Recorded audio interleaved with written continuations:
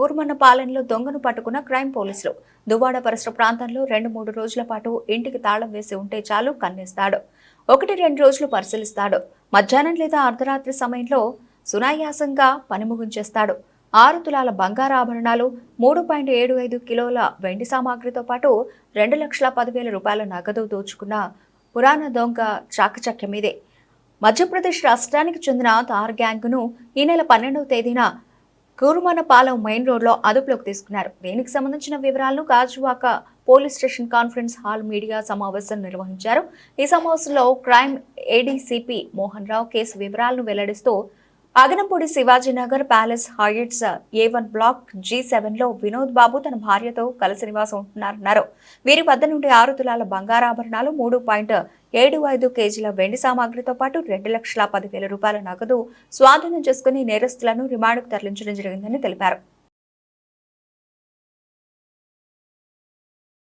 50 మంది ప్రజానీకానికి పోలీసు వారి విజ్ఞప్తి ఏమనగా, ప్రక్క స్టేట్ నుంచి నేరస్తులు గ్యాంగులుగా ఏర్పడి ఇక్కడికి వచ్చి రాత్రిపూట తాళం వేసి ఉన్న ఇంటి తాళాలు పగలగొట్టి విలువైన బంగారు వెండి వస్తువులు నగదు దొంగిలించుకుపోతున్నారు. కాబట్టి నగర పోలీసులకు విజ్ఞప్తి ఏంటంటే, విలువైన బంగారు వస్తువులు, వెండి వస్తువులను ఇంటిలో ఉంచుకోకుండా మీరు ఇల్లు విడిచి ఊరు వెళ్ళేటప్పుడు పోలీసు వారికి తెలియపరిస్తే మీ ఇంటికి గస్తీ కూడా పెడతామని తెలియపరుస్తున్నాం. పరివాడ ఏరియాల్లో దొంగతనాలు చేస్తూనే ఉన్నారు.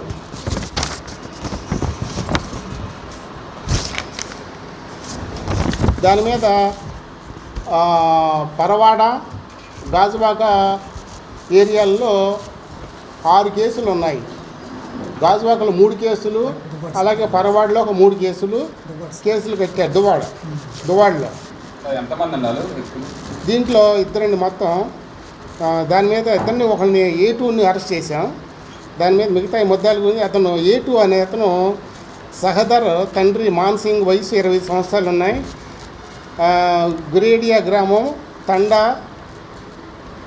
ఏఎస్ దార్ డిస్టిక్ అన్నమాట. దార్ డిస్టిక్ మధ్యప్రదేశ్ రాష్ట్రం. ఇతను గతంలో చెడు వ్యసనాలకు బానిసయ్యి ఒక దొంగగా మరి ఇతర రాష్ట్రాలకు వెళ్ళి రాత్రిపూట దొంగతనాలు చేస్తుంటాడు.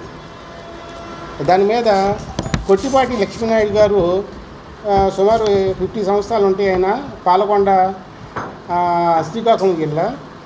ఇతని దగ్గర నుండి బంగారం, వెండి రిసీవ్ చేసుకున్నాం.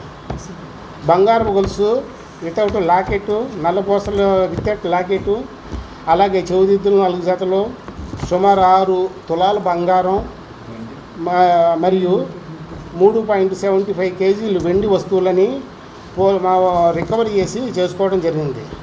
మొత్తం రికవరీ 2,10,000 రూపాయలు రికవరీ చేశాం.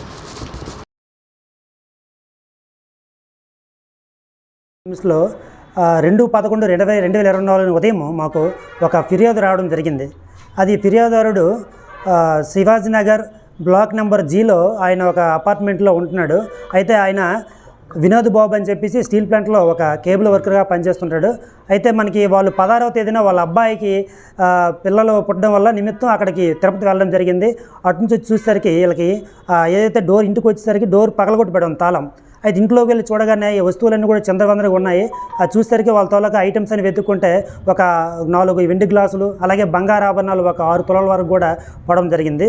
దాని మీద మా దువ్వాడ పోలీసులకు వచ్చి ఫిర్యాదు చేయగా వెంటనే మేము తక్షణమే కేసు నమోదు చేసి మా యొక్క సిపి గారు ఉత్తర్వుల మేరకు వెంటనే ఒక స్పెషల్ టీము, దానికోసం మా డీసీపీ క్రైమ్స్ మేడం గారు, అలాగే ఏడీసీపీ గారు, ఏసీపీలు అందరూ కూడా పర్యవేక్షణలో నేను మా యొక్క సౌత్ సబ్ డివిజన్లో ఒక స్పెషల్ టీంని ఏర్పాటు చేసి మేము తక్షణమే దాని మీద ఏవైతే ఎవిడెన్స్ ఉన్నాయో అవన్నీ కలెక్ట్ చేసి ముద్దాయిలు ఒక 5గా గుర్తించడం జరిగింది. ఒక గ్యాంగ్గా వచ్చినట్లు, తర్వాత వాళ్ళు జిల్లా మధ్యప్రదేశ్ రాష్ట్రానికి చెందినవారిని గుర్తించాం.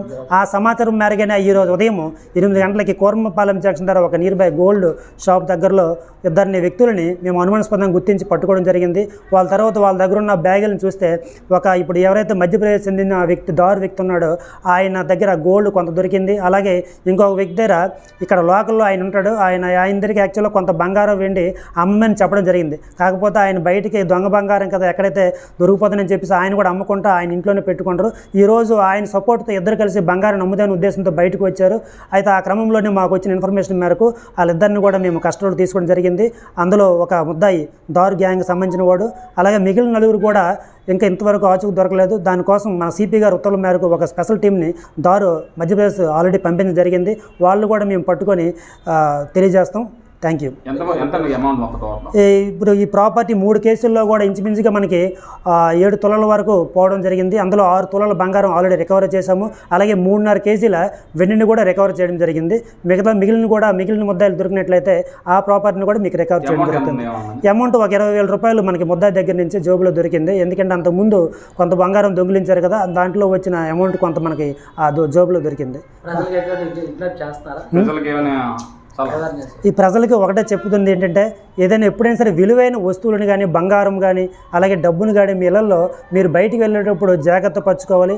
అలాగే మీరు ఎప్పుడైనా బయటికి వెళ్ళినట్లయితే నియర్ బై పోలీస్ స్టేషన్కి మాకు తెలియజేసినట్లయితే మా యొక్క గస్తీ పెంచడము. అదేవిధంగా సిపి గారు ఒక అద్భుతమైన అవకాశాన్ని అందరికీ ఇచ్చారు.